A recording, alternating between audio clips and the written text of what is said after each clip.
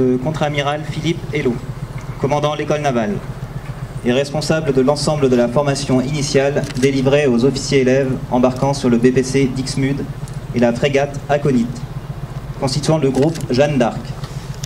Il est à ce titre dépositaire des objets de tradition de l'ancien porte-hélicoptère.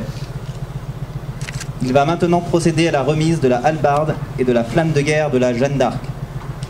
Ces objets, hautement symboliques, sont remis au capitaine de vaisseau Pierre de Briançon, commandant du groupe, en charge de la conduite de cette mission de formation.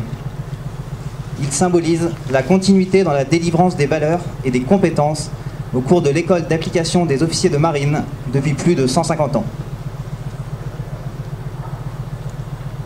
Remise de la flamme de guerre.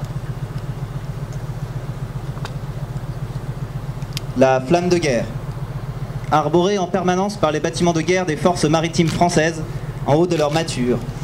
La flamme de guerre est une longue banderole d'étoffe portant les couleurs du pavillon français et servant de signal ou d'ornement. Une tradition ancienne veut que les bâtiments, au retour d'une mission lointaine d'au moins 5 mois, arborent une flamme augmentée d'1 mètre par mois supplémentaire d'absence du bord base.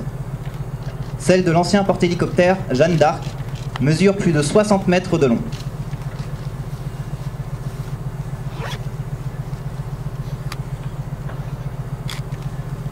Ordonnance de 1689, il était d'usage dans la marine de placer un factionnaire armé d'une hallebarde à l'entrée des appartements du commandant afin de veiller en permanence, à la mer comme au mouillage, à sa tranquillité et sa protection. Si la permanence du factionnaire hallebardier n'existe plus, l'usage de la hallebarde s'est maintenu comme arme de parade auprès des hautes autorités de la marine.